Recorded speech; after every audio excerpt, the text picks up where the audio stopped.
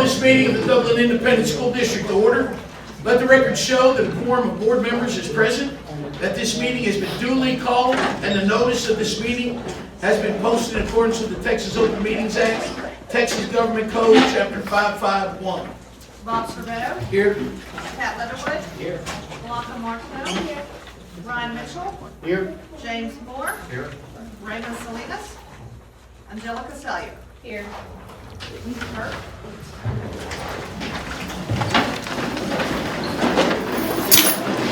Join with me in prayer. Heavenly Father, we thank you for the opportunity we have to serve the district in the ways that we do. Lord, we thank you for our community and all the things that we've got going on. Lord, the things that we're getting better and the things that we're moving forward. Lord, we thank you for every opportunity we have. We thank you for this meeting. We pray that you are involved in all of it. In Jesus' name, amen. Miss Lisso and all you principals, get your amazing gifts. Come on down. Come on, LeBron. You said principals and said younger.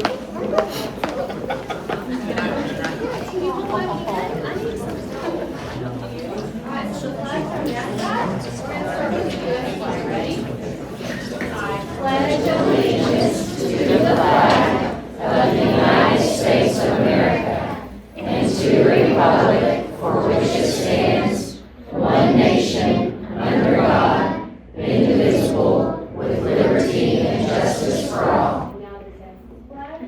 Honor the Texas flag. I pledge allegiance to thee, Texas, one state, under God, one and indivisible. Good job, guys. Thank you.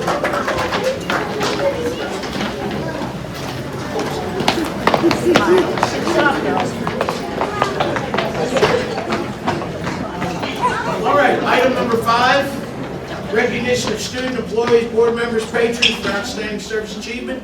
First one up, line leaders.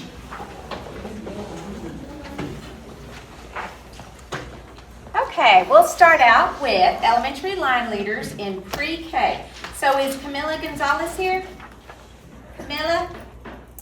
Camilla's teachers reported that she has shined her light so bright this year. She has a consistent want-to-learn attitude and is always looking to help out friends and teachers. They're very proud of her determination. That's Camila Gonzalez. The next pre-K student we have is Denham Adams. Come on up here, Denham.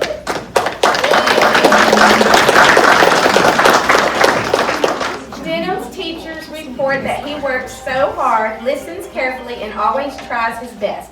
Denham shows up every day with a kind heart, a helping hand, and a willingness to learn new things every day. This is Denham.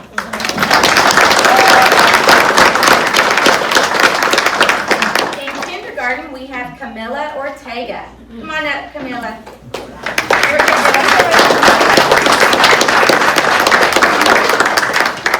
Camilla's teacher says that she's always helps a friend in need. She helps classmates with schoolwork, helps her teacher around the classroom, and is a friend. If a friend is having a rough day, she offers hugs and encouragement. This is Camilla.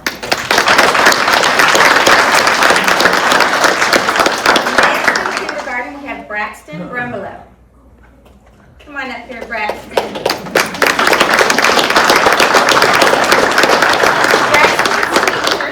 He works very hard on his schoolwork and has learned so much this year. He always helps his friends and teacher by making good choices and being considerate of others' feelings. This is Braxton.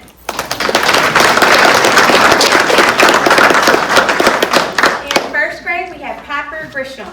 Is Piper here? Piper's teachers report that she is a kind and energetic student who works hard every day. She's very polite to her teacher and all fellow classmates. She's always ready to jump in and help other students and encourages them to do their best. She's a positive role model who demonstrates the qualities of a natural leader, and that's Piper Grisham. Next, in first grade, we have Brody Domerow. Is Brody here? No, Brody?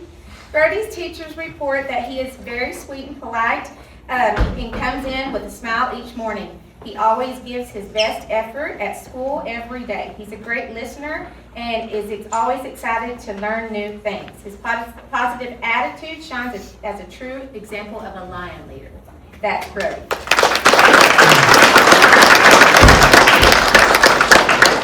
In second grade, we have Regan Cox. Come on up here, my friend.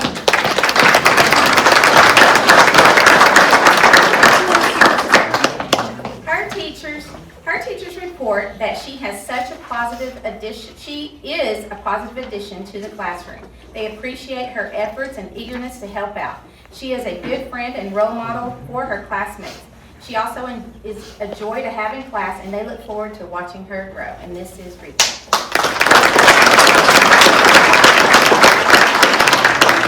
Next in second grade, Emiliano Chacon Medina. Emiliano, oh, there you are. Good deal.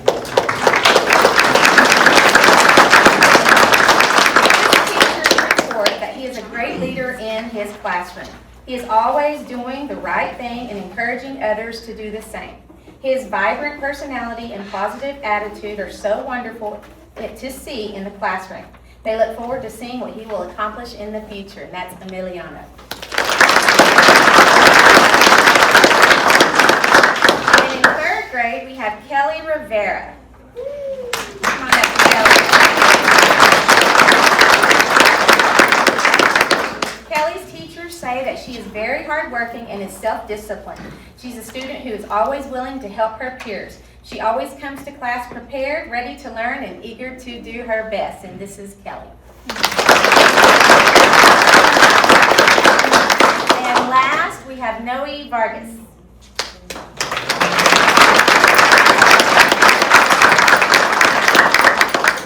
Noe's teachers say that he always comes to school with a good attitude and works hard every day. He has a great personality and gives the best hugs. That's always good to be able to do.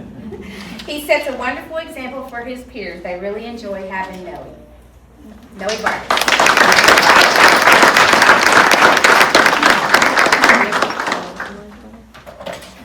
Parents, come on up, take a picture. There we go. Make sure you can see. There we go. Look at us going. Look at us doing big hair things. Mama, you want to go over there so you can get a better picture? Y'all look at me? Smile. Go ahead. Oh, you're good.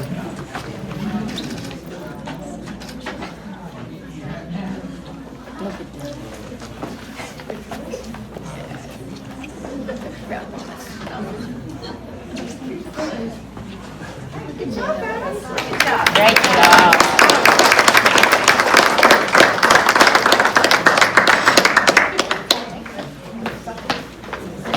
All right. Positive. We would like to recognize fourth grade first and Dagan Andrews. Please come on down.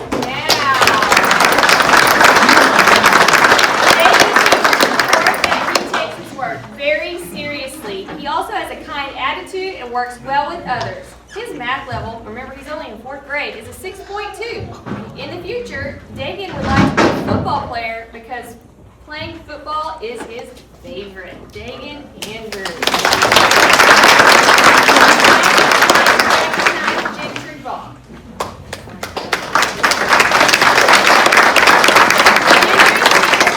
That she consistently shows a positive attitude and willingness to learn. She's on a nearly 8th grade math level, and she is becoming a very confident reader.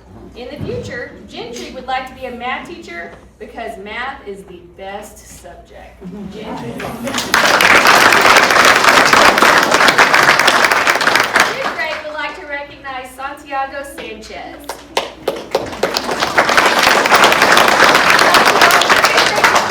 That he consistently demonstrates kindness and respect toward others, and he has been especially welcoming and helpful to the new substitute who has joined our team and is always willing to assist his classmates. In the future, Santiago would like to become a gamer or a YouTuber. Santiago Sanchez. Recognize Sarah Miner. Come on down, Sarah.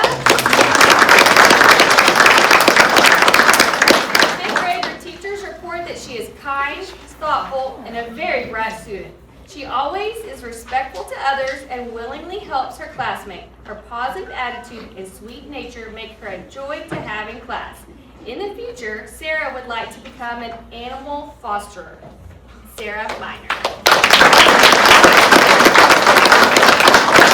6th grade, the teachers would like to recognize Evelyn Acker. Evelyn's teachers report that she is a sweet and bright student. She is always on task and ready for class. She thinks outside the box, and she is currently at a greater than 9th grade math level and an 11th grade reading level.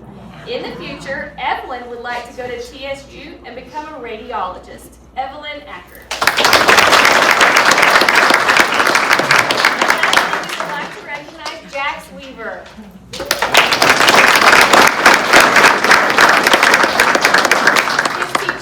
That he is kind and energetic. He is eager to work in class and learn new things.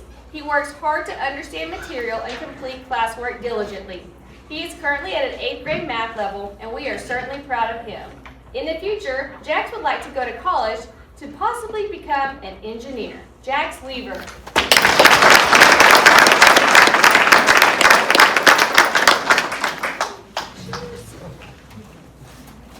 Parents, y'all come on down if you'd like a picture. Parents, come on up. Scooch together.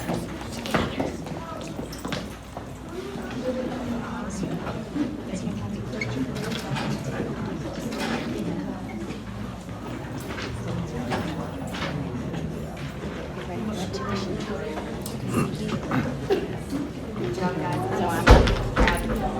Wait, more. Good job, guys. I'm proud of you for all your work.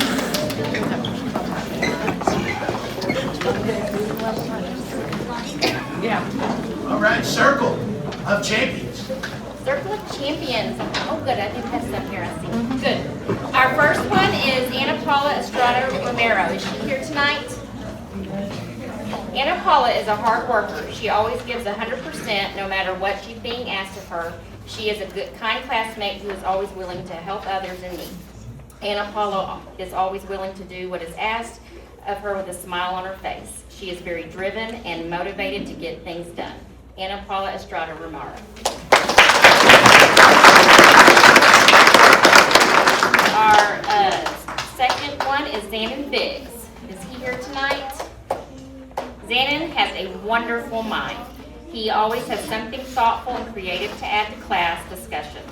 Zanon is not afraid to advocate for himself in an effort to ensure he puts his best effort forward in all he does. He is a hard worker who puts his all in his work. Zanon is very social as well, always able to have a discussion with whichever classmate he is working with. Zanon Biggs.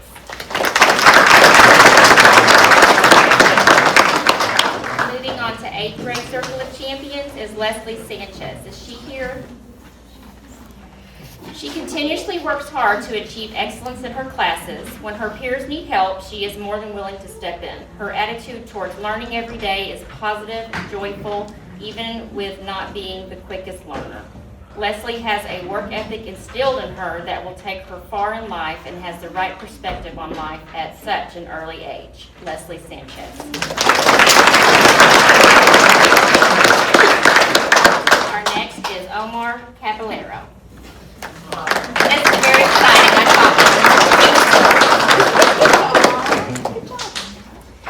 Omar is quiet in class, but that does not mean he is not observing. He is consistently performs at his best, even when faced with challenges.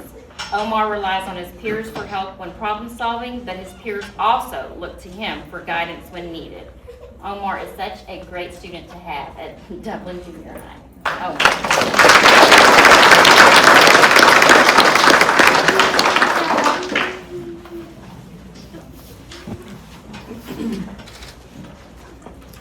Does Mom want a picture?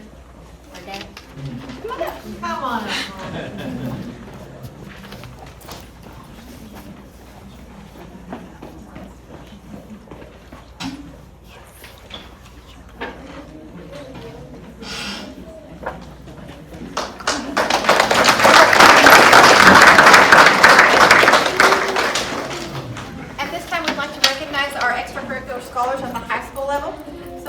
with Ms. Yaritza Ortega. She'll come down.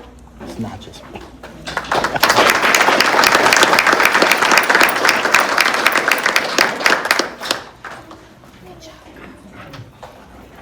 Yaritza plans fundraisers for NHS. She participates in community events for TCMN, and she often cheers at most Dublin games. So she is Shadrach, if you want. Organizations. She is part of the National Honor Society, FCCLA, Texas Midwestern Community Network, and Power Up, which is our WIT program, Trio and Trio Upward Bound. Her hobbies are she enjoys playing soccer with her siblings and going to get some ice cream afterwards. Future plans, she hopes to graduate with an associate's degree in science and arts degree from Ranger College and afterwards attend the University of Texas at Arlington to minor in Spanish and study radiology. Yaritza.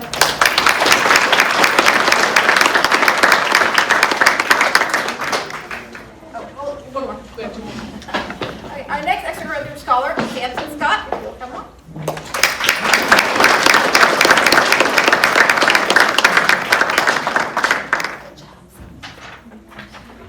Samson enjoys reading books, playing video games, watching movies, and hanging out with his family.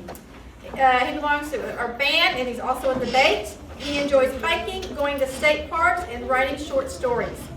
His future plans are to study at Carleton State University with a major in electrical engineering and minor in construction management. Samson Scott.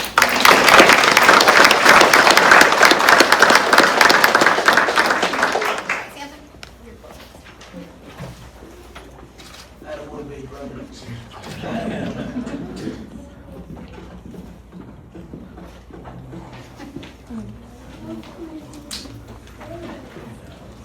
They also have a new baby brother.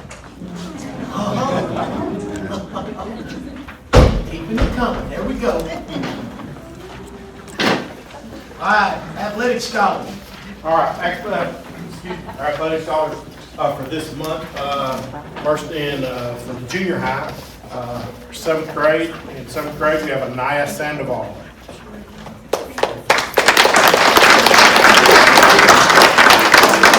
Anaya participates in basketball, volleyball, cross country, and track, and she's a part of FCA. Her hobbies are hanging out with friends and spending time with family. And in the future, she plans to work hard. She wants to make it to the WNBA, and then she wants to pursue a career in the medical field. That's a nice thing.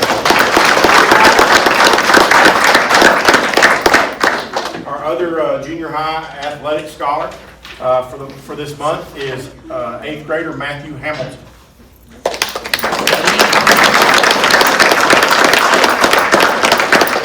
Matthew participates in basketball, football, track, and he wants to do powerlifting in the future. His organizations are he's in band and plays sports. His hobbies are playing sports and being a good teammate. And in his future plans is that he wants to get to the NFL or the NBA. Matthew Hamilton.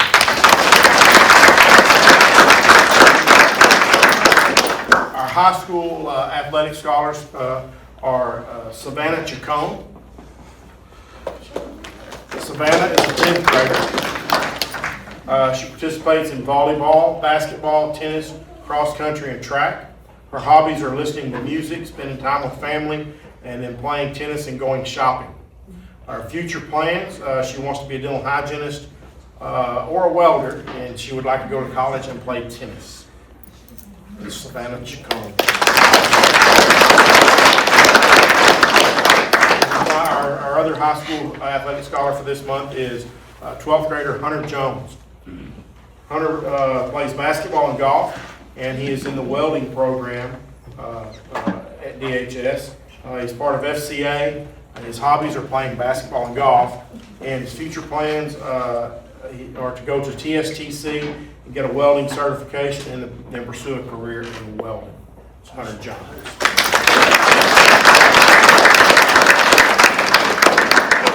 All right, extracurriculars. Is that my turn? On behalf of Ms. Watson, I would like to bring Olivia up to the front.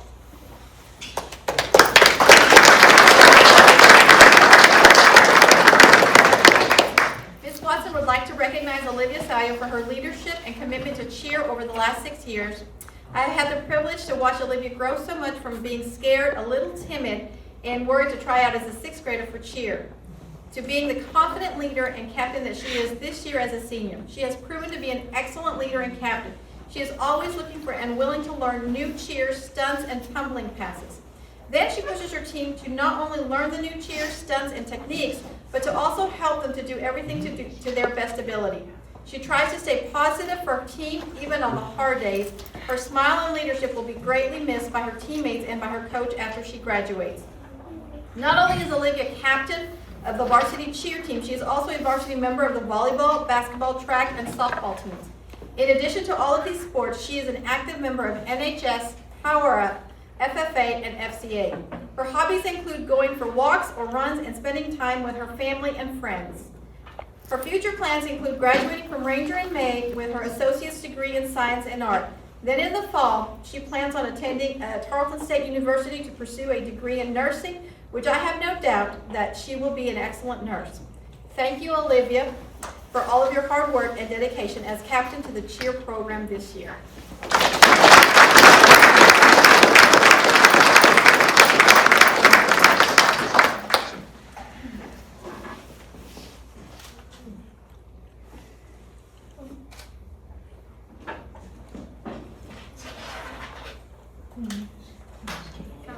I'm also going to need some tissues when this young lady graduates. I've known her is in diapers, and now she's going to graduate. Good job. Is that any for extracurricular? Yep, got one more. One more. 1 month. All right, here we go.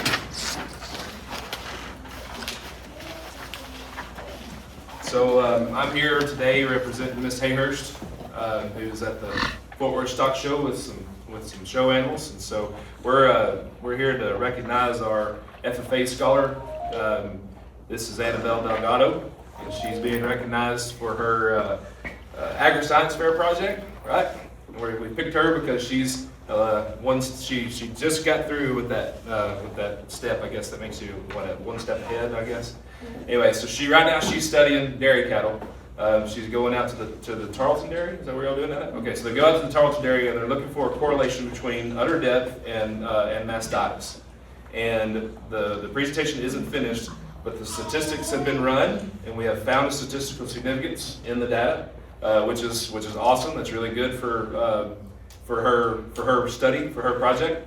Mainly because it's going to help us with the competition side of the project. So we're really excited about having some statistical significance, and we are excited to see what the presentation is going to be when it's all finished. Right? Okay, now she wants to take questions.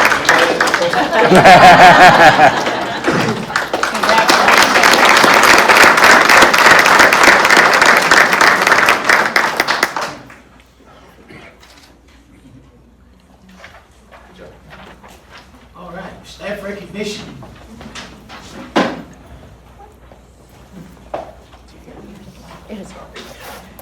Okay. You know I gotta have glasses. That's what That happens at a Get certain older. Okay, for elementary staff, teacher of the month, I want to call Miss Amadon up here.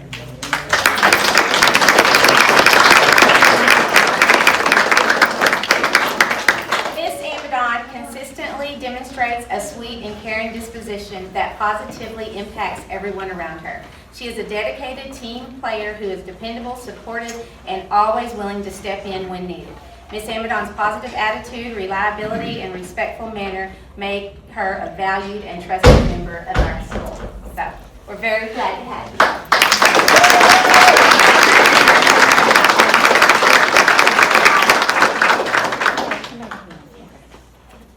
And I was Miss Amadon's assistant principal in junior high, and she was an amazing kid in junior high. This doesn't surprise me. Super sweet. She's super sweet. This evening, the intermediate would like to recognize Miss Beth Cry. Woo!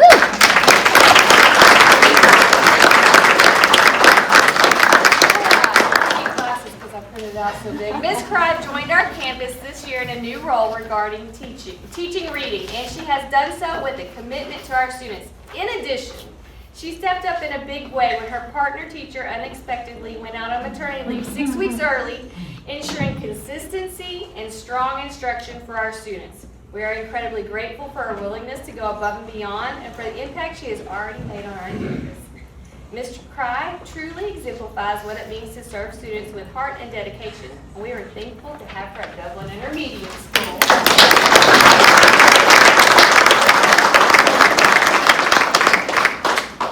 I will add too that Ms. Cry was an amazing elementary science teacher, and she took a break because this job is a tough job, and she took a break, and so when we had a chance to get her back, I was fired up, and we're so glad that you came back.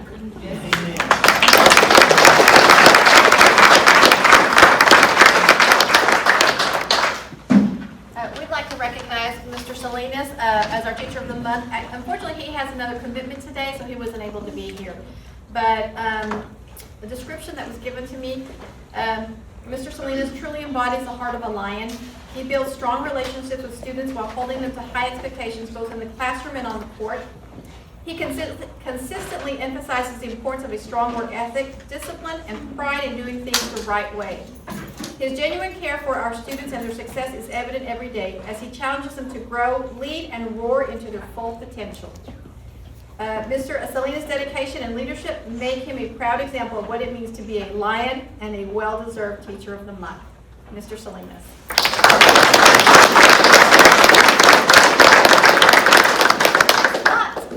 Come up for our high school. Our Teacher of the Month is Miss Julie Lott.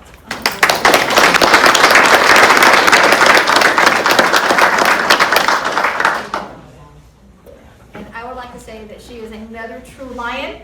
Her energy is contagious and her patience is unmatched as she consistently goes above and beyond to support both students and colleagues. She approaches every challenge with a positive spirit and a willingness to help wherever she is needed. Her dedication, compassion, and enthusiasm light up every room she enters, leaving a lasting impact on everyone she encounters. Ms. Lott's leadership and heart for others exemplifies the strength, pride, and unity of a true lion.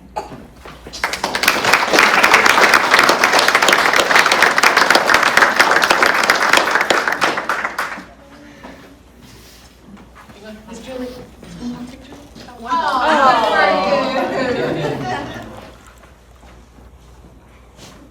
Thank you.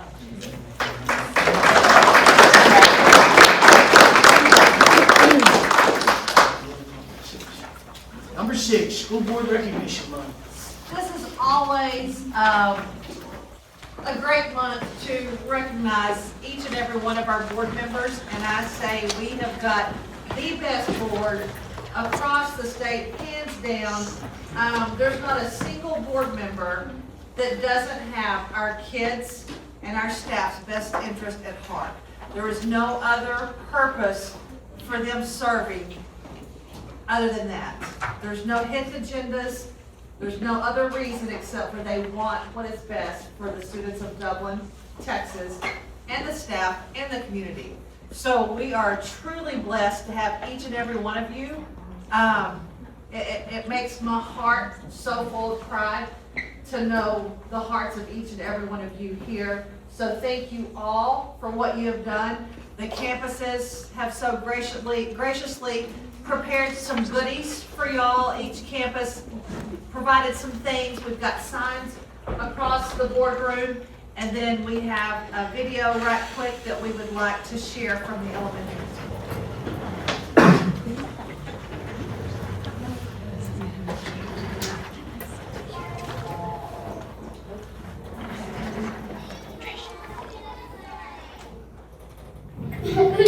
Thank you for our teachers. Thank you for our playground. Thank you for caring about our kids. We smile. We learn and try each day. Thank you for helping us in every way.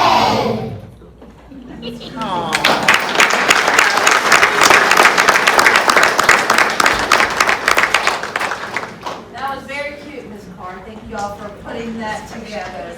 That was And first grade. again, thank each and every one of you for the amazing job that you do every day and just for the love that you have in your hearts.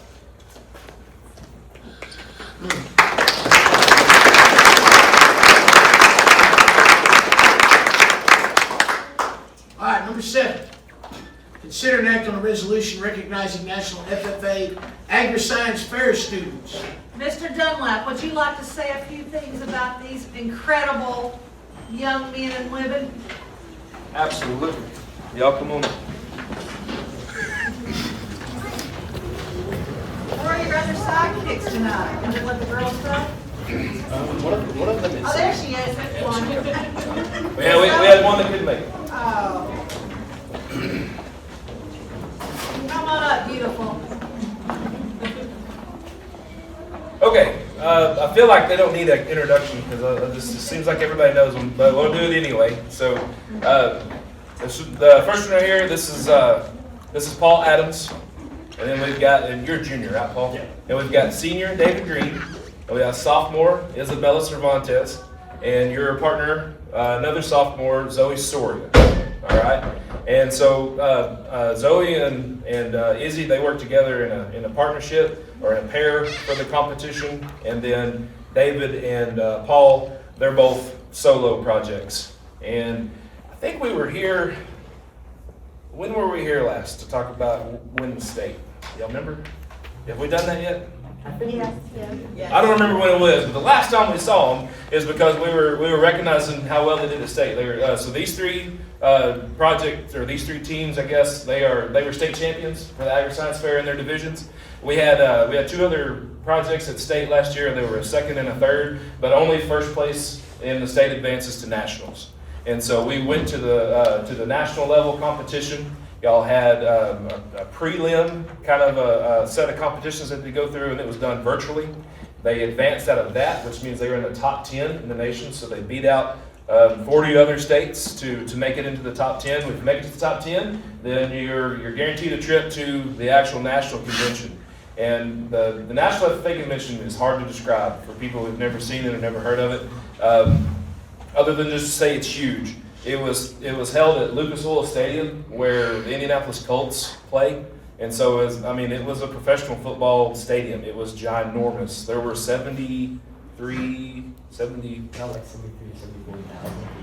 73 or 74,000 people in attendance there, and they had to have a seat for everybody. So it was just people everywhere. And the coolest part it was Blue Jackets everywhere. So we got to, as an ag teacher and a former FFA member myself, I kind of got to nerd out a little bit, getting to see all the other Blue Jackets that didn't say Texas on the back. And so but the coolest part was getting to take, the Dublin name, Dublin FFA, Dublin High School, to the national level, and getting some recognition across other states. So, because I can't come up with it off the top of my head, but I'm gonna let y'all tell them how y'all did at nationals. So go ahead and tell us. So I got a 4th at nationals.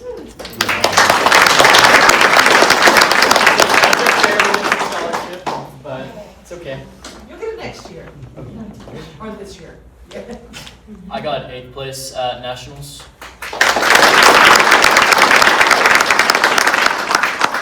Me and Zoe placed 3rd place in nationals.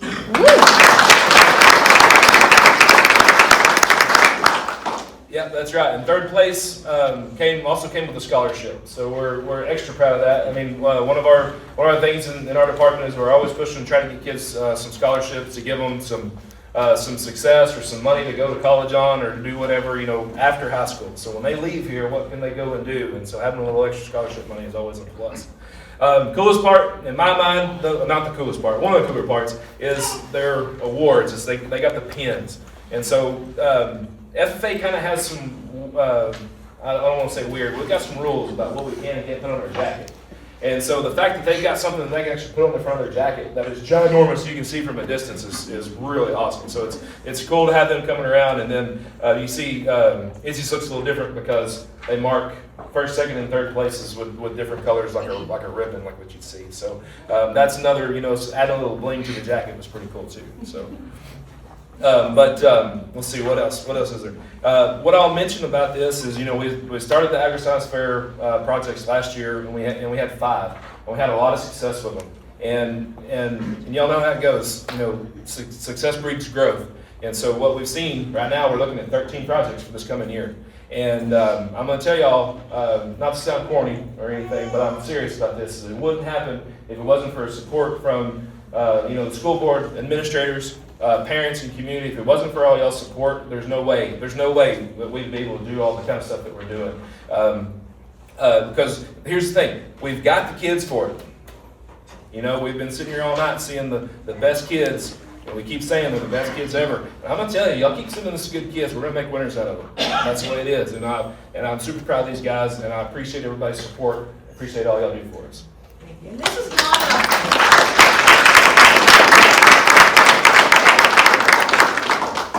not an easy contest at all. They spend a lot of time out in the field studying whatever their topic is. Hours upon hours upon hours. Then they go back and they do a lot more research, and then they have to write pages upon pages of information to support their project. And they have to create props for their project, and then they have to memorize those pages upon pages of research and information, and then present that in a way that is, just super impressive. And so, I mean, these kids put in a lot of work for this. And to earn a spot at the national level is pretty amazing, and you make all of us so proud, and y'all have represented Dublin ISD to the best of your ability, and we appreciate you and thank you for all your hard work.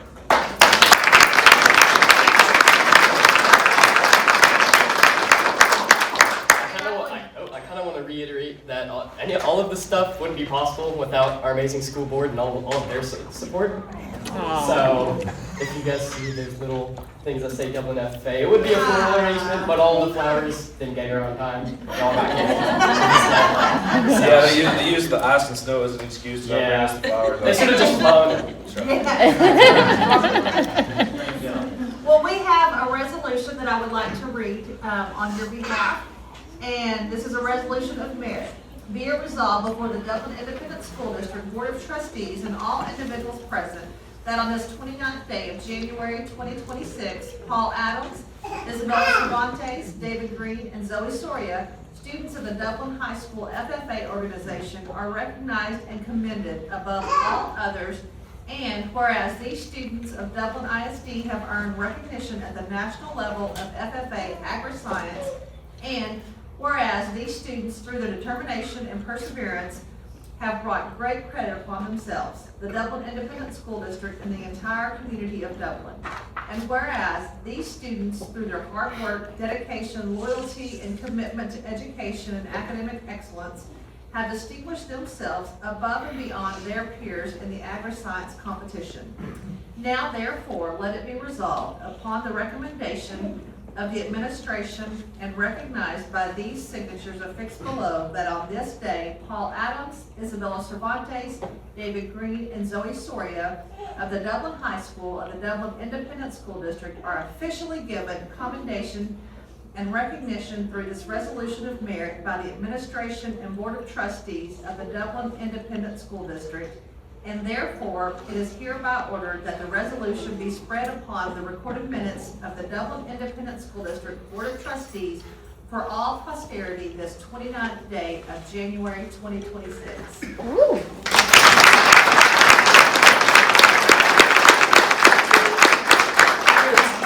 Make a motion on that, please. I move to approve the resolution recognizing the National FFA Agriscience Fair Students as presented. Okay, got a motion on the floor, got a second over here. Very quickly, the dynamic duo. All right, any discussion? All in favor? Awesome. Congratulations, guys. Looking forward to this year.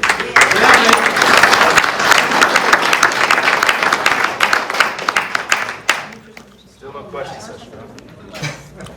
Mr. Dunlap, we will get a copy of that resolution for each of your students. That'd be So awesome. we'll get that to them, so they've got a copy of that as well. That'd be great, thank you. All right. Number 8.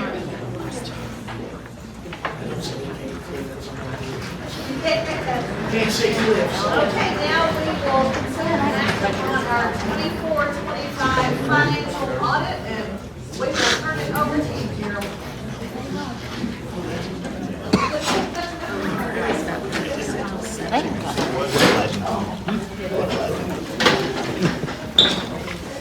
I'll give these folks a minute to clear out. Sure, you betcha.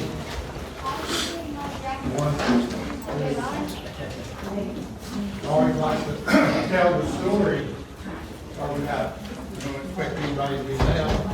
I've probably told this story before, so if I have, I apologize, but I did an audit in a small city one time, really small, went to deliver, and I mean, this kind of little room, the council little room, I drove up, I couldn't even get in the door, there's like 50 people inside the little room.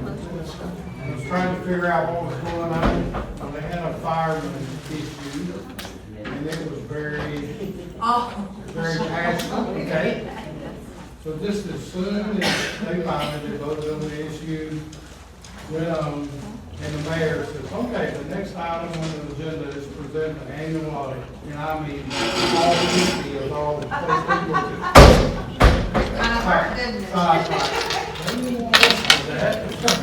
So anyway,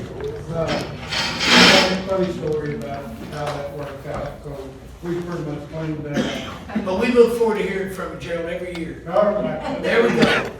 Well, I tell you what, with that said, I see mostly familiar faces, so I know that you all have listened to me present a report before, and I like that because if I know I have new members, and I try to cover a few more items, stuff that I know that I think you did before. My routine is exactly the same. You should have inside your annual financial report, you should have what we refer to as the delivery packet. I've had a board member refer to them as cliff notes, you know, so just like the small version of the audit. So I will do as usual. I will use the delivery packet. If you remember, delivery packet, it's only got 5 items on it. It's got page numbers to the far right-hand column. We'll go to those pages and a few others. My intent tonight is to put it to be fairly concise, high level, but that doesn't mean that if y'all want to drill down into something, we want to look at it a little more, we can certainly, you can interrupt me, we'll entertain questions at any time. I don't want to shortchange it for you, but on the other hand, you've got more important things to deal with, and so I'll be pretty quick with that said. So let's just jump into this. We start item number 1. We're going to review audit purpose, responsibilities, administration, and the auditor and auditor's opinion. And that starts on page 4.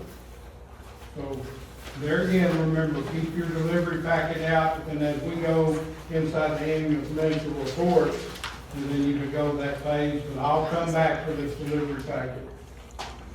So when we're looking on page 4 in the annual report, you ought to be seeing that it's got our firm's letterhead on it, okay? As I always tell you, anytime you see inside this annual financial report, you see our letterhead, you know that our firm is putting our name on the line. We're gonna issue a report, an opinion, and have some sort of responsibility with that, okay? So the rest of the report is all yours, and we're simply issuing opinions on that report.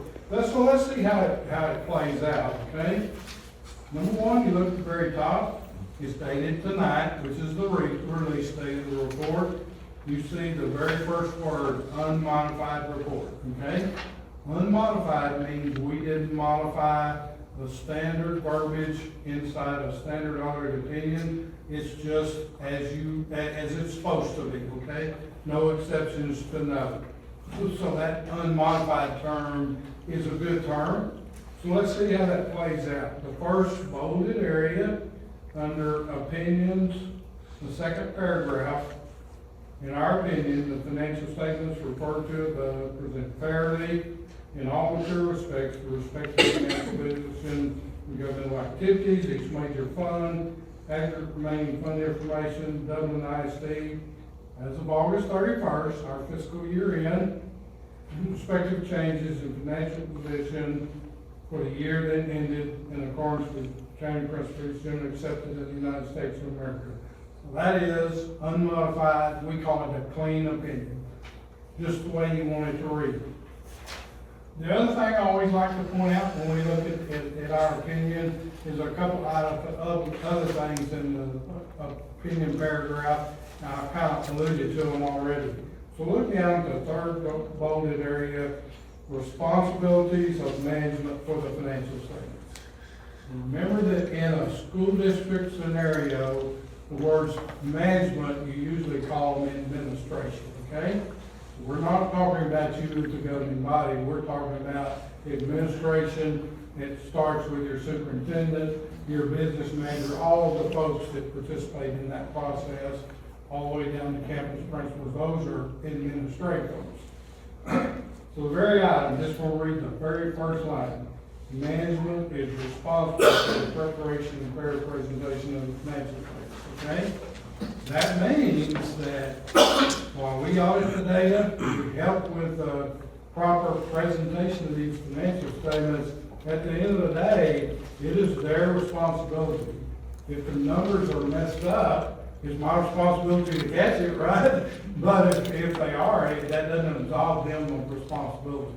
And in fact, they get a draft copy of this report, get a chance to review it and say, yeah, we don't think this is right, you know?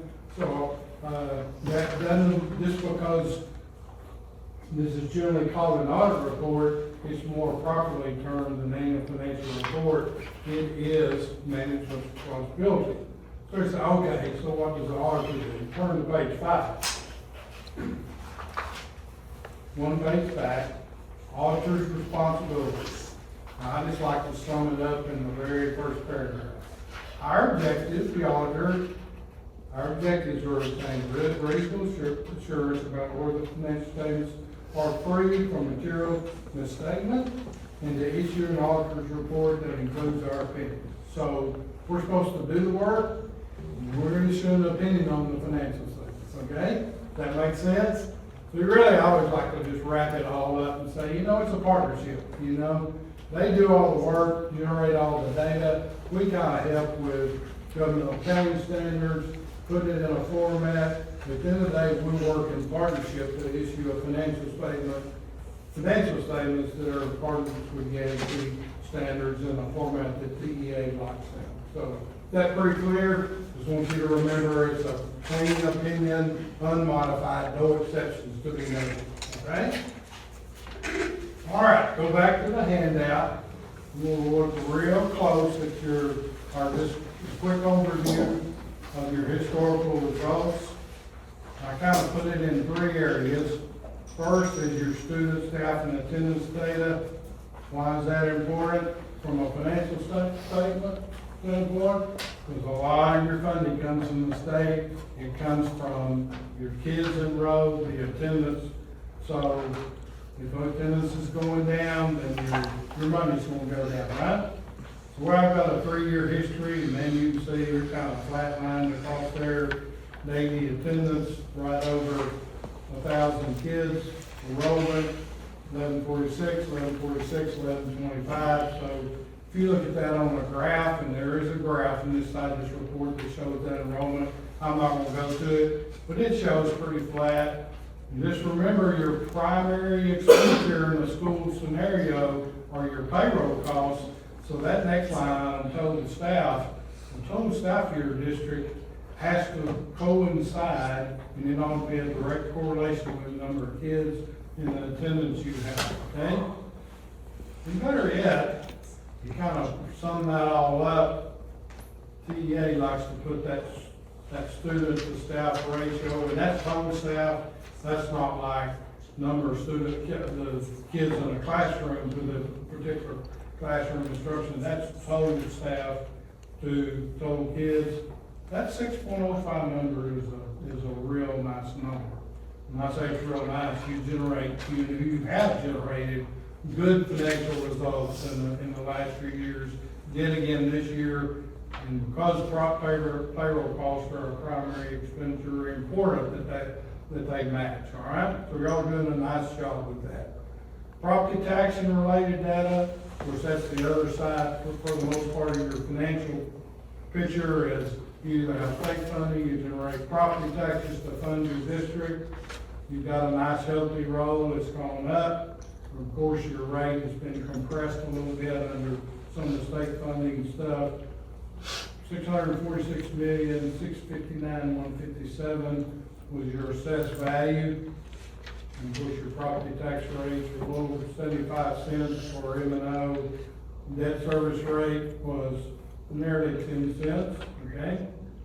So your property tax revenue, you had $4,913,031 property tax revenue this year. That's total combined, that's M&O. Your debt service taxes was $656,496, okay? The final indication, I like to look at the 3-year history of your general fund. 3 years ago, we had $7,576,577. That has grown to the end of this year of $9,580,360. So nice healthy fund balance. We'll disaggregate that here in just a minute, all right? Your net change in fund equity, you can see you've generated healthy excesses. Helped with COVID funding during those prior 2 years, which y'all used it wisely. And then again, we didn't get that COVID funding this year, still generated that nice excess. You still got a little bond, a couple of 3 different issues of maintenance notes and some refunding bonds. You at year end, you owe $3,783,000. That was the balance on those. So y'all are funding those real well, and those are supposed to go up. One pays off 2 or 3, and I think the rest of them in 5 or 6 years. So, any questions on that historical overview? I don't see anything but good news there. Okay. All right. So let's look a little bit. Starting on let's go to page 22. Page 22. Y'all are, pardon me, present a report, and y'all know Exhibit C3. That's my favorite page inside this report when we look at financial results. I really like the way it works out at Dublin. You know, GASB has a little formula for determining what columns are presented on Exhibit C3. They call them major funds. And I really like it when it plays out this year, because you have general fund, it's where almost all your money comes in. It has its own column. You put all the rest of them in other funds. And so you've got a nice, concise statement if we look at your results. So with that said, I'm going to concentrate on the total governmental funds column.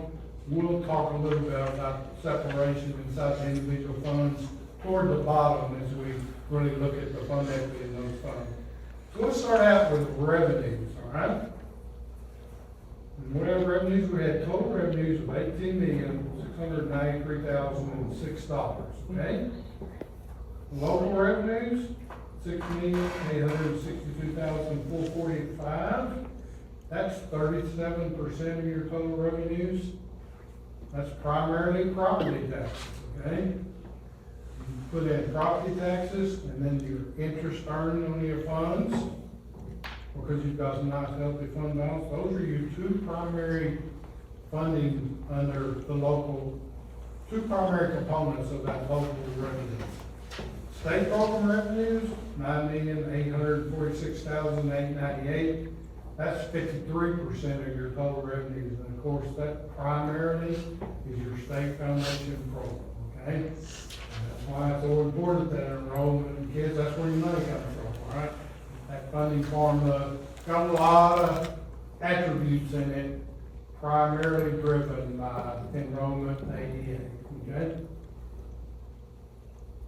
And then finally, the federal government, federal program revenues, $1,983,663. That's right around 10%, a little over 10% of your total revenues. Of course, y'all have quite a bit less federal revenue because no extra money anymore. So we're back down to the normal stuff of Title I, food service, the child nutrition program, lunch and breakfast programs, and then you get quite a bit of special education funding that's federal funding, okay? Those primarily make up that federal dollars. The total revenue is $18,693,000. So then you take your total revenues, okay, where did we spend that money, or how much did we spend? Your total expenditures, line item 6030, is $17,447,330, okay? And of that, you look at the significant items, of course, instruction, the very top line item, function 11, $7,321,082, that's 42% of your total expenditures. Your facilities and maintenance and operations, line item 51, $2,150,238. And then your extracurricular activities is the other item that's over $1 million. It was $1,068,931. The debt service numbers are presented to in 71, 72, 73. $860,000 principal, $128,000 in interest, a little bit of fees.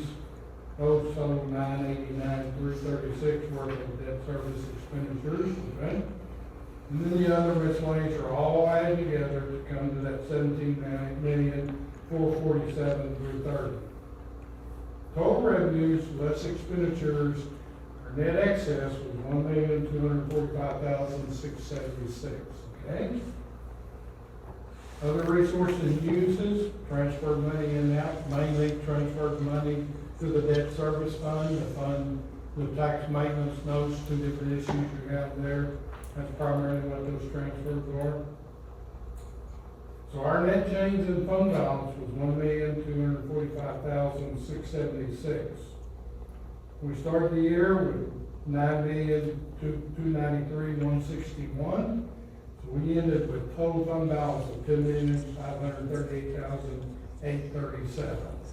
Those numbers look good to me. Good job, Cassie. Good job. Numbers look good. So let's disaggregate that just a little bit, okay? The general fund, your primary fund, where you fund most of your activities, it had fund balance of $9,580,360, okay? So if you take that, compare that to your total expenditures in general fund, line item 6030 of $13,662,464.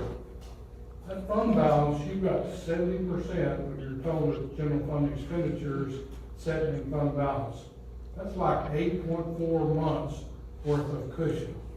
And there's nothing that's really unusual inside those expenditures. Y'all spent, I think you had maybe $300,000 in capital outlay in this fiscal year. We spent a lot of extra money. So I wrote the top, as I was preparing for this yesterday, I wrote this was plain vanilla operating statement. There's really nothing really unusual in it. There's no COVID funding in it. It's just normal school operations. It really is. The way the other funds played out, again, we had a net excess you would expect. Those other funds pretty much, you get the money, you spend it for their intended purpose. The net change, line item 1,200 for the other funds, $94,068 we added. Their total fund balance of the other funds was $958,477. The primary amounts in that $958,477 is your debt service fund has $622,315 worth of fund balance, okay? Your child nutrition has $190,251, okay? Those are the two primary players, okay? The others is a little small, is campus activity funds. Those might probably make up that $958,477. So again, as we look at C3 as a whole, very healthy fund balance. In my mind, not really excessive though, you know? I always say you gotta have at least 25% just to fund your schools in the fall as you're getting going. And you know, up to, I think TEA knocks up to about 50%, so y'all are setting at 70, a little above that, but I don't see it. 10 million sounds like a lot of money, but when you're spending 13 to 14 million in general fund expenditures every year, that's a nice healthy fund balance. So to allow you to be able to address issues if they have, okay? Like the roof repairs. That's exactly what I was fixing to say, like the new roofs. Oh, y'all had an issue. Yes, we're getting new roofs across the district. Okay. Right now, I'm surprised you didn't, maybe they weren't here when y'all came. Yeah, they were. Yeah. Okay. So, like I say, really like C3, really like it this year because very, I think, simple and easy to read. Instead of having a bunch of extra columns like we had when we had the ESSER funds, everything's just real concise, easily read.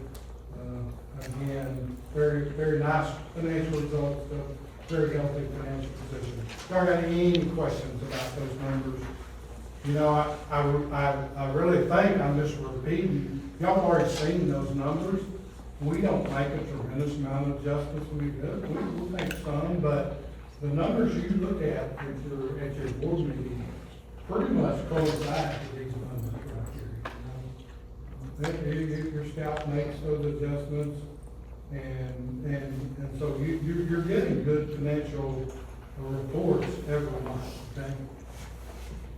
So this C3 shouldn't be a surprise to you. Any questions? Last chance before I move off C3.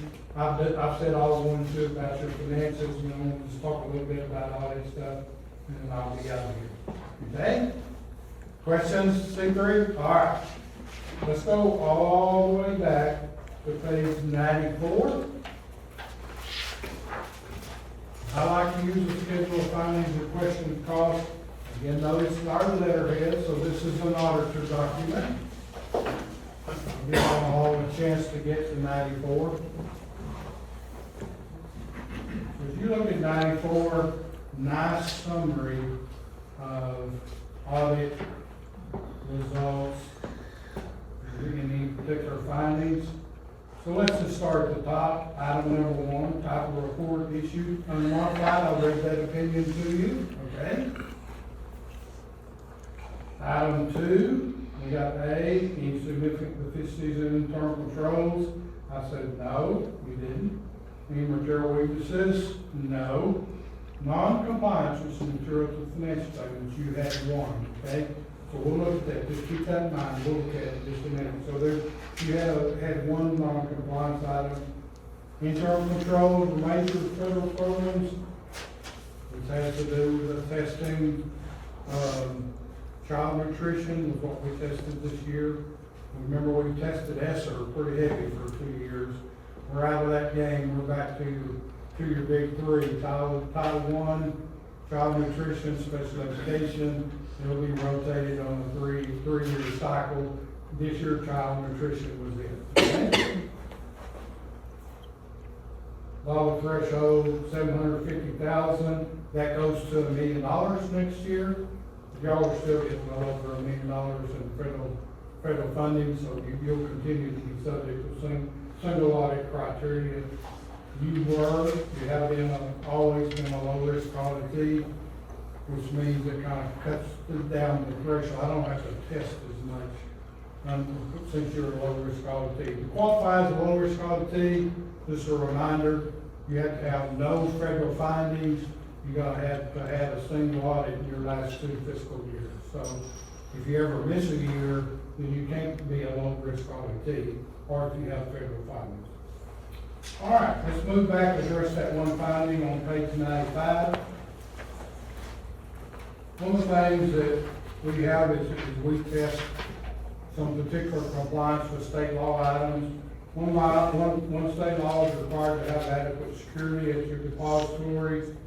Of course, with cash balances, fund balances like you've had, your cash balances go way up. And so at the day, the highest cash balance, we identified that as February the 18th, and the highest cash balance, that's in funds at your local depository. That doesn't include I have a tax pool investment account, that's a separate set of security altogether, okay? So you had $6,897,819. Your coverage was $500,000, $250 for regular accounts, $250 for debt service accounts, okay? And then there was $6 million in letters of credit, so you total that together, you were short $397,319 just for a short period of time, okay? Y'all have a nice control system like that. Your local depository does a nice job of watching that. If this happens, that's right, when property taxes are coming in, you get a state deposit that comes in about the same time, and all of a sudden you go over. But it was identified, but still, for a few days, you were undersecured. Not a big issue. So my recommendation is that you should continue to monitor cash and investments, anticipate larger cash balances, particularly during periods you anticipate high collections, like when property taxes come in, verify your coverage.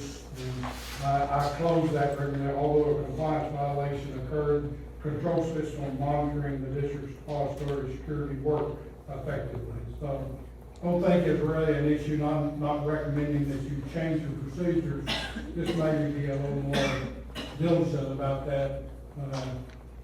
Particularly with schools, it happens late December all the way through mid-February is when those high balances generally occur, okay? Any questions on that finding? All right.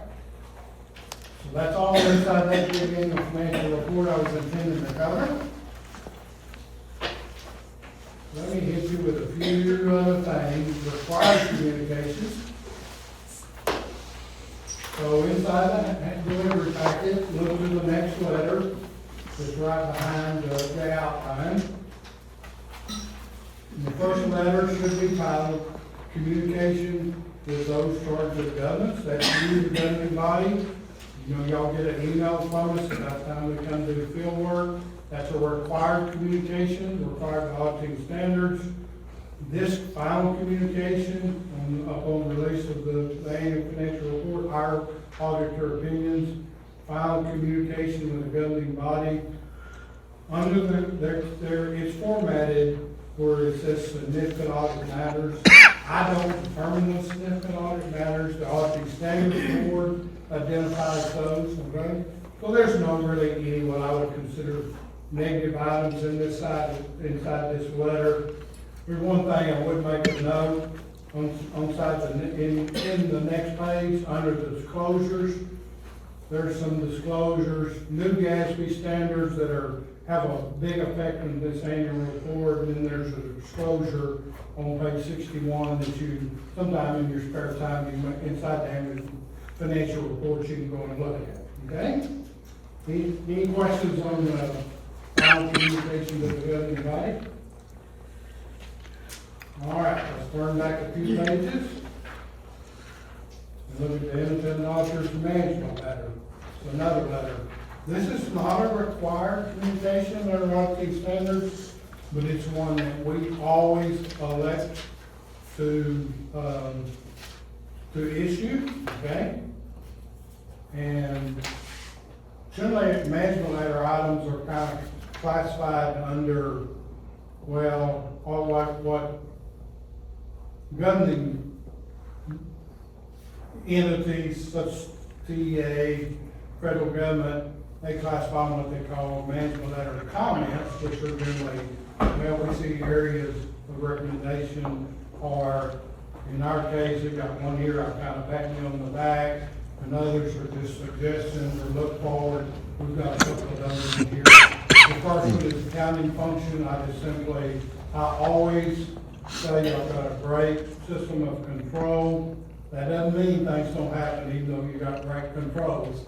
Sometimes it just happens that way, but y'all got a very nice system of control. And your accounting is functioning well, as I pointed out, that not a lot of audit adjustments. Turn to the next page. Capitalization policy, this is kind of a suggestion. What that is, capitalization defines the threshold at which a particular expenditure, in particular a tangible item, would be considered a capital expenditure, okay? There's kind of three different levels, okay? You've got the federal government first, so you're spending federal dollars, we're gonna tell you what that threshold is. And the TEA comes in with their financial accounting guide, they suggest what that threshold is. Then also, most of the time, your local policy has a capitalization policy that says at the local level, this is what we're gonna apply. It kind of said, well, why do they have all that? Well, let me say, if you're a district that has 80 kids, and your numbers are like a tenth of these, you know that $10,000 capitalization level might seem a little high for you. For a district the size of Dublin, that's fine. And what happened is, the federal government came in last winter and says, okay, we're changing the capitalization threshold to 10,000. It's been 5,000 for quite a while, okay? TEA is going to issue new guidance next summer, and they have already indicated they're going to go to 10,000. So my suggestion is, visit your local capitalization policy. You want them all to agree, right? Because you don't go, well, we spent this with local dollars, if it's over 5,000. Oh no, this is a threshold that would apply federal dollars with it. And you don't want to do that, okay? I don't think you do. You can, but I don't think you do. Make life simple for yourself. Make all the three thresholds the same. There's a letter, TEA letter behind toward the end that kind of talks about this, the same thing I put here, okay? The next area is under vendor management. I'm just recommending that you be a little more diligent. I gotta do a great job with all that, but maybe sometime vetting your more significant vendors, just to make sure those are valid entities. And then under the recommendation under future periods, DISD, they say they're gonna slow down, but they got a new one, 103. It's gonna be effective next year. Primary change under it, there's pages 7 through 15, this report is what's called the management discussion analysis. It's gonna look a lot different next year.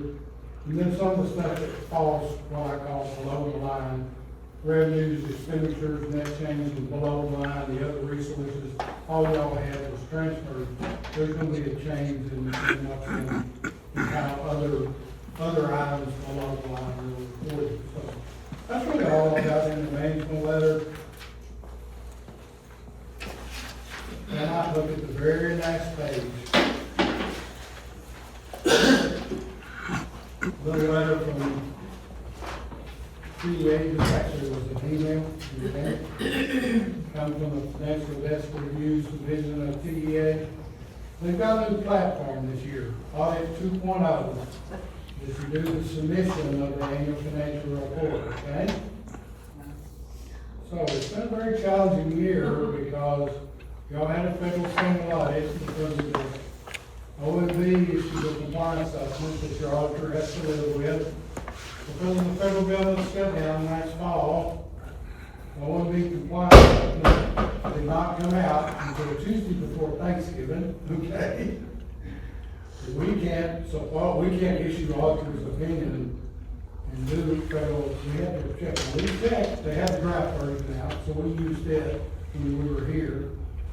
And then we had to follow up when it finally came out.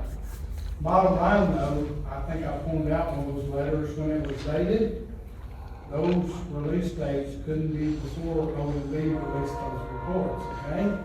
So that kind of put us off as far as delivery. We came in January this year. Well, TEA's got a new platform, Audit 2.0, a lot different than the other. It actually just opened today. And I'm sure there were 0 kids. I don't know. I was out of the office today. We had another obligation. So I don't know. I've been in, I watched some instructional videos, okay? My anticipation is it will be a little clunky to start out with, you know? That's kind of what I think. But anyway, Audit 2.0 opened today. They did, I say that, TEA, They extended the normal submission deadline to February 27th. It is normally yesterday, normally January 28th is the submission deadline. So February the 27th is now, so we'll get you submitted by then, pending approval of the report tonight. All right, that's all I have to say. You got any questions of me? Good job. Great job. All right. Good job, Chief. Thank you. So I guess, we entertain the board make a motion to approve the wastewater report. I'll get signed certifications, and we'll get those submitted as I get into audit 2.0. Thank you. All right. Need that motion? Mr. President, I move to approve the 24-25 financial audit as presented. A motion on the floor, got a second, Pat. Any discussion? Little thorough there, Gerald, thank you. I didn't know your first name, I always called you Cliff. Cliff, that's good. All right, we got a motion on the floor, we got a second. No discussion, all in favor? Thank you very much, that's awesome. All right, I have 2 copies as usual. I need the president's signature and the secretary, and check that little approved box. Unless I'd like to express my appreciation to be your independent auditor. I enjoyed watching your presentation with your kiddos tonight, you know, and y'all show a high level of excellence. And, you know, for me, it starts at the top, you know. And you can brag the instructional people and all that's good. They do a great job. You have great kids. But you know, you've got to start at the top, you know. The tone at the top and it goes down through your administrative staff, all the way to your instructional staff. So excellence has got to be pervasive throughout your whole organization. Y'all demonstrate that on a high level. So I want to be complimentary as I always am. Thank you, dear. Thank you. Yes.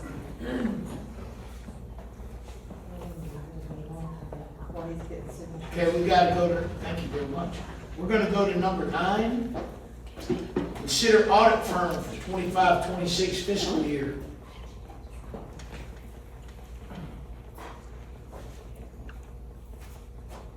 I'm getting there.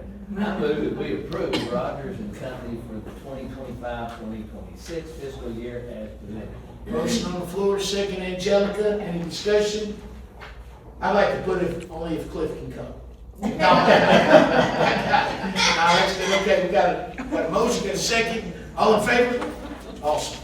All right, thank y'all very much for your continued conference with us, and y'all all know, I think y'all get emails from us and phone numbers on the letterhead, so I'd welcome phone calls, emails anytime, okay? Thank y'all. Be careful going home. You do that. Okay, yes, we'll do that. 9 and 9. First thing in the morning. All right. Okay, so it's 10. Thanks. All Thank right, you, 12. Gerald. Okay, we're going to 12, report agenda as follows. How the submission process goes, okay? You have your monthly financial Okay. report, Thanks, Gerald. All right, thank you. and our student enrollment. Right. And then there's some training opportunities as well, and I believe most of us are going to Galveston, some of us are gonna miss out on Regis, but those of us who go will try to. Ryan said Your he's gonna share, FedEx it. and our share. Listen, with some ice, I just said it. Those that are going, you'll find there by your area, you'll find your reservation information. And then I'll have that again for you next month as well. All right. Number 13, discussion items, update on the roof.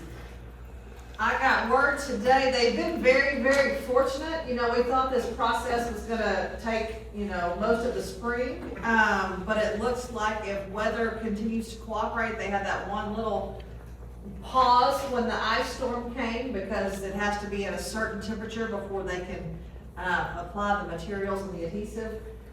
They were back working today. I'm sure y'all saw them out and about, but they are on target to finish all roofs by next Friday. So it's wonderful. Good news, it's gonna be awesome. Yes. Okay, safety audit? Well, we had our safety audit. There was just one finding, and I'll let you all know, for some reason, the two little rectangular windows that are like in that door, they got missed on the elementary gym, on the entry resistance, window film. I don't know if the guy that came said that I'm taking a lunch break and came back and started somewhere else. They got missed. I don't know how, I don't know why, but I've already had the company down. They're done now. I mean, it was fixed within just about probably 4 or 5 days. So as soon as we have the report, then I will bring it, so it'll probably be next month, to have the actual, report from the auditor, and we'll go over it, but you all already know the findings, so, Good deal. yes. We have number 14, consent agenda. Mr. President, I move to approve the consent agenda. Okay, you got a motion on the floor, got a second. Over here, James, thank you. Any discussion? All in favor? Thank you. Okay, good job. Page 2. All right, number 15, consideration action on the election service contract with Erath County. This is Glenda's favorite time of year, going into election season. Okay? Mr. President, Go for it, go for it. Mr. President, I move the board approve the letter agreement to extend the election services contract with Erath County for the conduct of the district's trustees election as presented, and authorize the superintendent to take all other actions on the district's behalf as needed for the conduct of the election. Okay, got a motion on the floor, James got a second. Any discussion? All in favor? Okay, we go to 16. 16 says, order of elections. Order of election for school trustees to be held Saturday, May 2nd, 2026. And we have Ryan and Blanca up this year, and I hope that they both run again. Ryan's dropped his packet off. Okay? You have a Mr. motion? President, I Yes. move to order the election for school trustees to be held on Saturday, May 2nd, 2026, as presented. Okay, got a motion on the floor, got a second? Got a second by Patrick, any discussion? All in favor? Okay. All right, here we go, public hearing. Number 17. This is all of Miss Thornton's favorite things, and I think she would like to say a few things about them. It is. So first and foremost, please recognize that the Taker report was released in December, long after our team. The team includes the administrators and the teachers. Have already disaggregated the data, so we've broken the data by subjects and then by student groups. And those groups would include the economically disadvantaged groups, our SPED groups, our EL and EB groups. And after we disaggregated that data back in the summer, then we analyzed the data.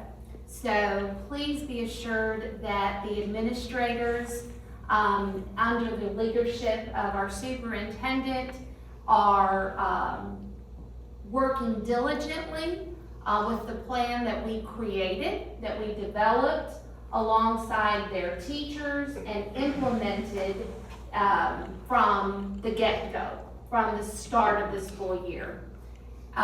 So with that being said, Dublin ISD was rated a B, but I should mention it was an 88.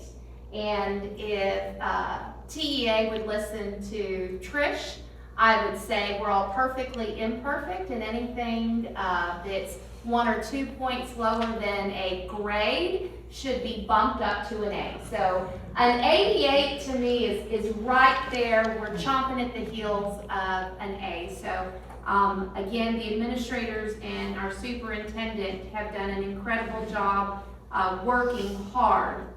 I want to highlight just a few things from those 30 pages, 30 plus pages in our taper. And One, I want to make note that for the school year 2024-2025, the enrollment during snapshot time was 1,145 students. So the Tabor report shows or indicates that at Dublin ISD, we had 75% scoring at the approaches grade level or above. Please be not mistaken, if that is a phrase, that 75% isn't 286 students of the 1145. 75% indicates the number of tests taken. So for the 1,145 students enrolled, many of them took multiple tests. So we know in 3rd grade they take 2 tests, whereas in 8th grade they take 4 tests. So the data that shows 75% indicates of all the tests administered and completed, Dublin ISD had 75% of those scoring at the approaches or above. So that means approaches, meets, or masters.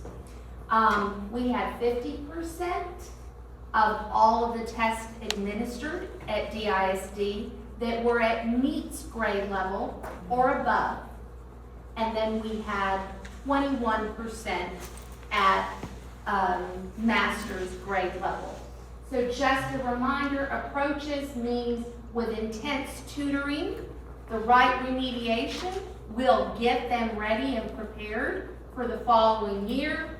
Meets obviously is on grade level, master's is above grade level.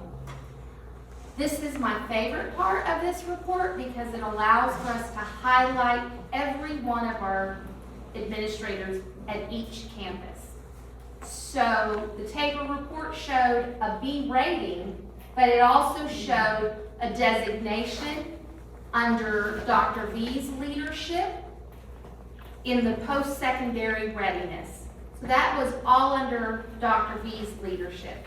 Then under Ms. Carr and Ms. Lisso's leadership in grades 3 through 6, particularly in reading, we showed strong approaches and meets performance. So again, kudos to the ladies. I am thrilled to have Ms. Sparler in the house because again, under Dr. V's leadership, but the woman at the helm, in the trenches, we showed, especially in comparison to the state, our end of course success in biology was at 92 approaches, 61% meets. U.S. history, again under Dr. V's leadership and Mr. Bradford at the helm of that ship, 95% approaches, 68% meets.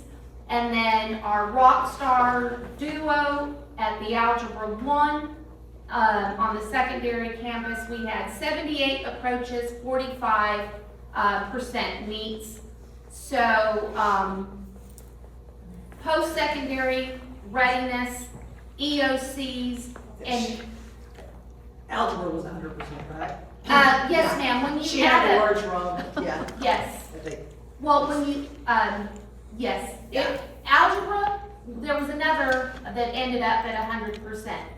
But it was, I broke it down to approaches and meets. Yeah. I saw the look on Norm's face, she's like, no, we had 100%. I could see what you were doing. Absolutely, yes. So again, it shows across the district at all 3 campuses. These ladies are doing tremendous work. And we also will not turn a blind eye to the areas of focus. And those areas are our middle school math, grades 7 and 8. We know that our focus needs to be also, in addition to math 7 and 8, is at the master's level performance. We have still a lot of opportunity to grow and move the needle from meets to masters.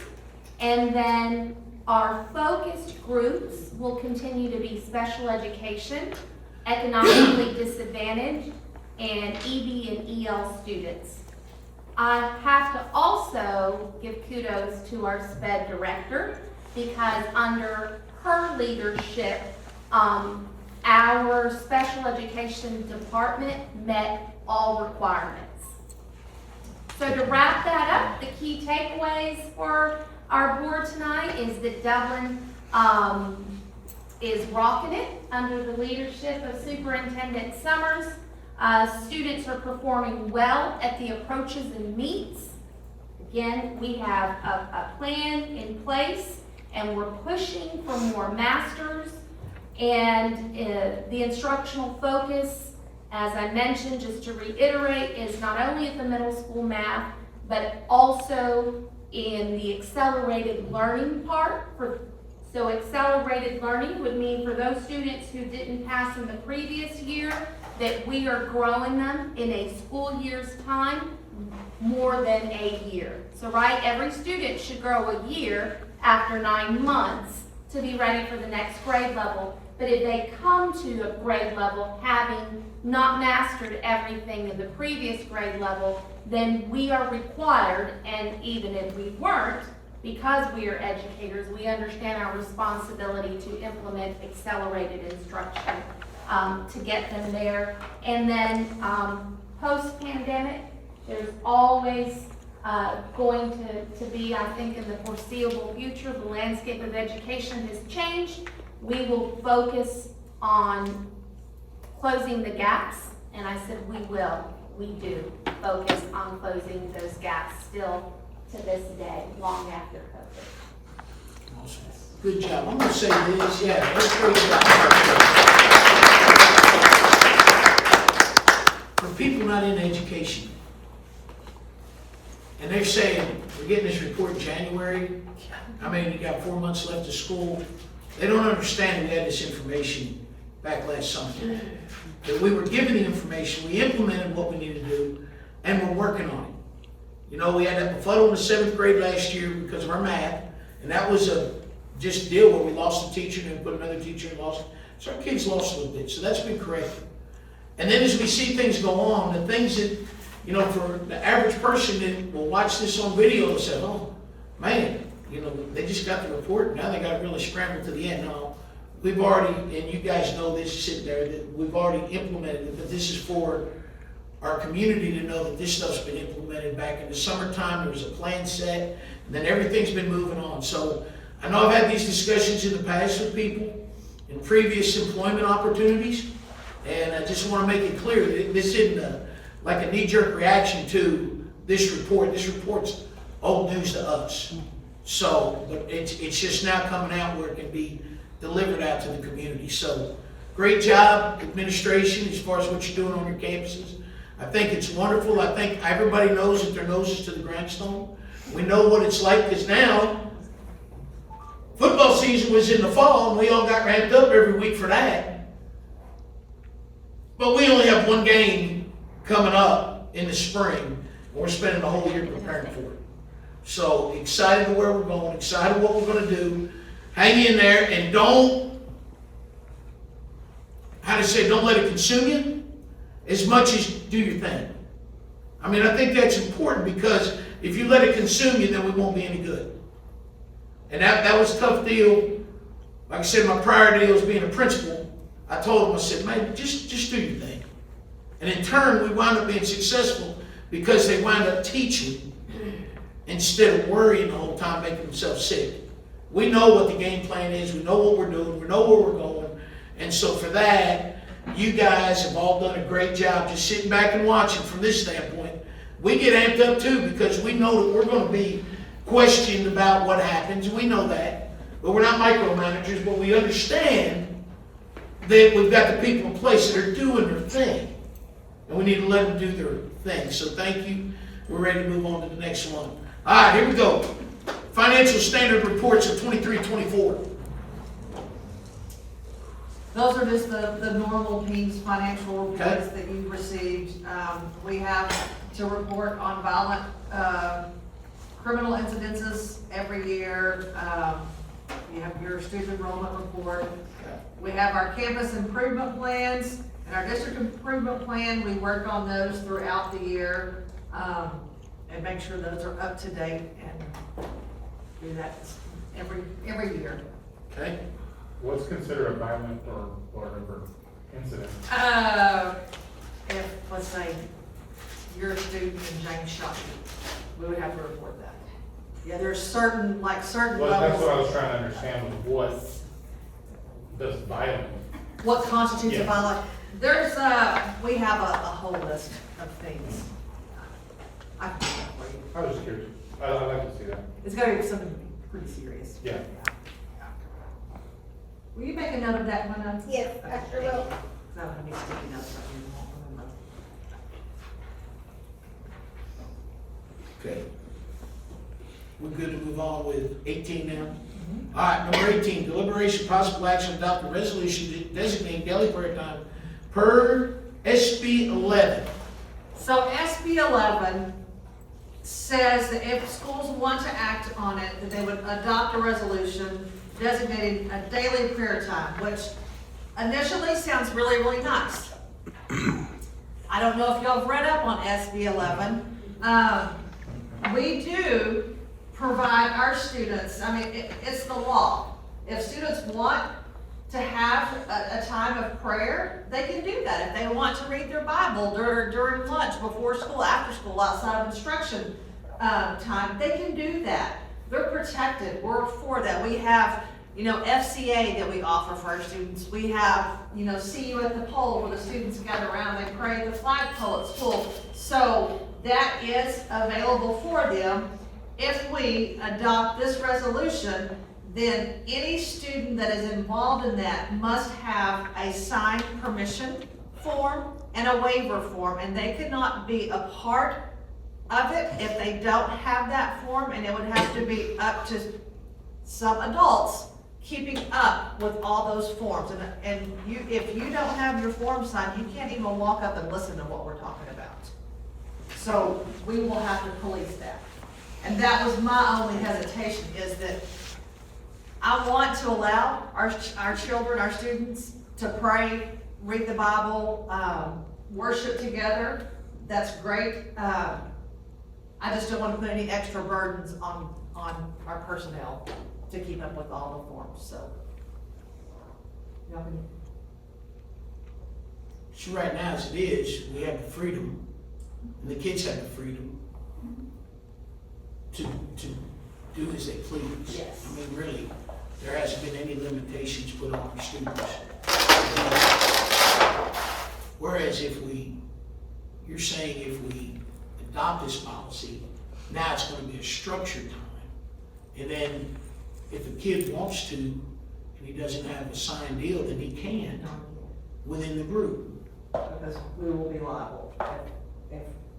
Now, the last time I checked, there's been a lot of prayer at school right before they take test, right? I'm sure every teacher prays before they take a test.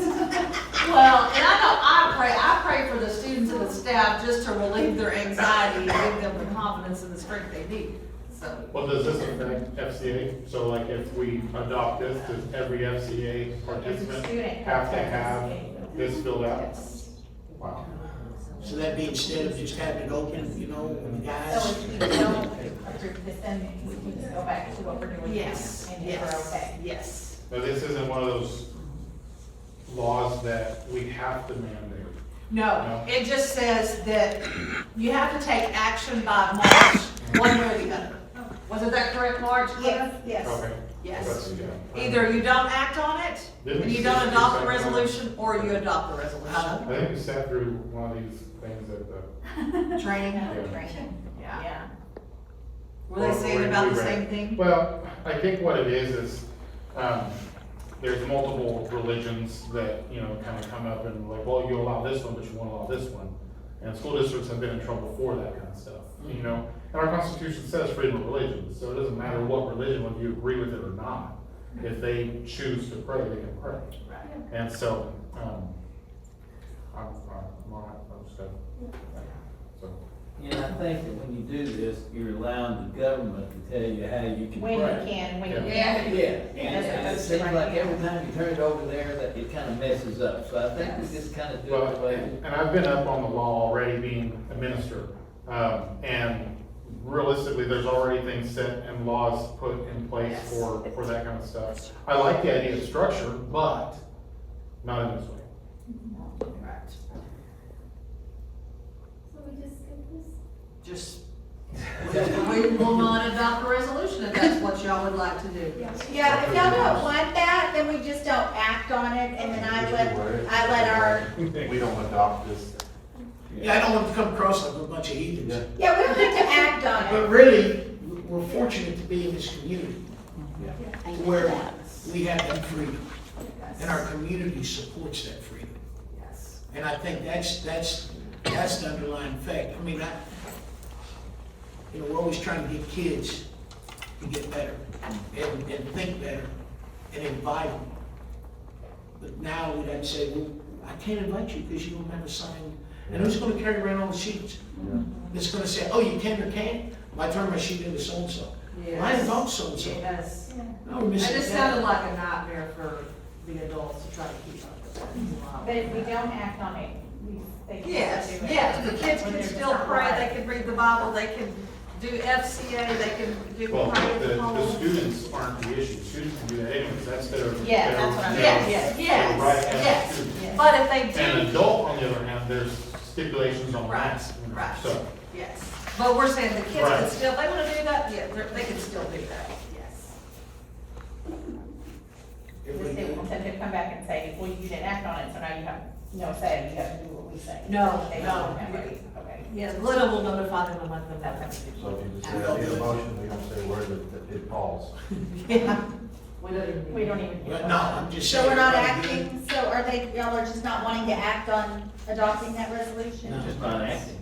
No, Now we'll move to number 20. nobody's gonna. Yeah, pretend. so, yes, so 19, if y'all would have chosen to adopt that resolution, then we would have had to have revised those two policies. So now we don't need to revise those two policies. Got it. All right, we made it to 20.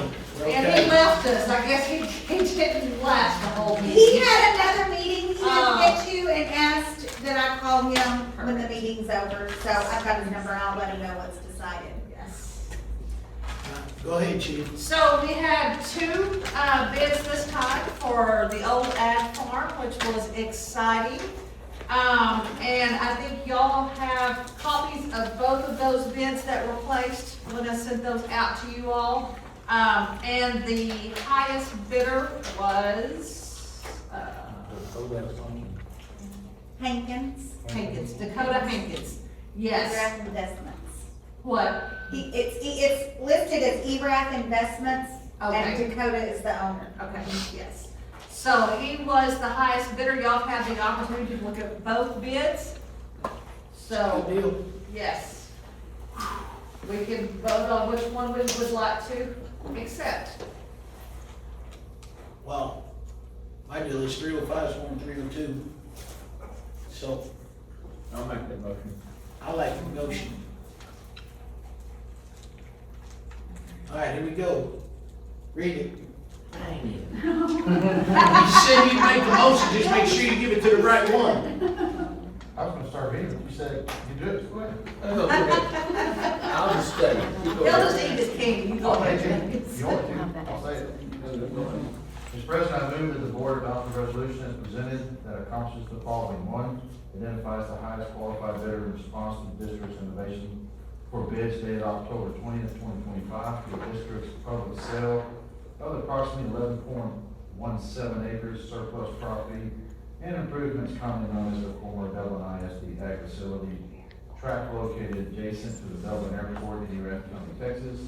And two, authorizes the superintendent and board president to take all actions necessary to consummate the conveyance of the property by special warrant deed and prepare, execute, and file all documents necessary to carry out the conveyance of the property such identified highest qualified bidder.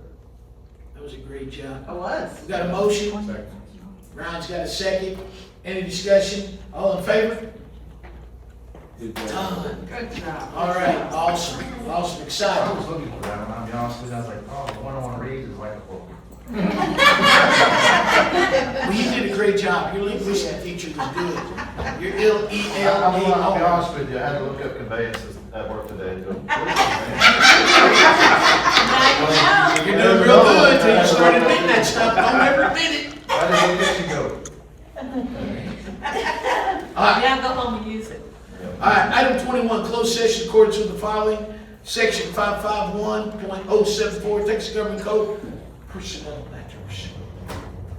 We'll be right back. All right, 22, consider an act on superintendent's recommendation to continue employment of employees currently under contract with the district as follows. Mr. President, I recommend the board approve administrative contract renewals as presented. Okay. We have a nomination, we got a second by Ryan. Any discussion? All in favor? All right, everybody, you're in again. Okay. Well, I have to say, you know, all of our administrators on this list tonight, they put in countless hours and work so hard each and every day, and they love our kids, they care about our kids, they want the best for our kids.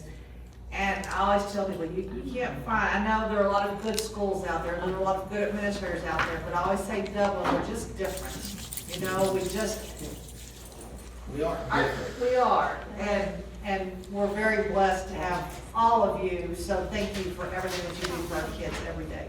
Yeah, really, thank you. You guys get it Thank you very from much. all different angles, from the top, from the bottom, from the side.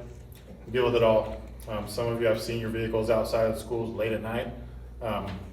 So you're doing good stuff. Thank you all. We appreciate it. Thank you. Ditto. Thank you very much. Future board meetings, number 23 is Monday, the 23rd, barring any kind of ice storm. February 23rd, 2026, 6 o'clock p.m. Angelica, 24. Mr. President, I move to adjourn at 8:02 p.m. 8:02 p.m. We got a motion, got a second. James got a second. All in favor? We're done. Great job.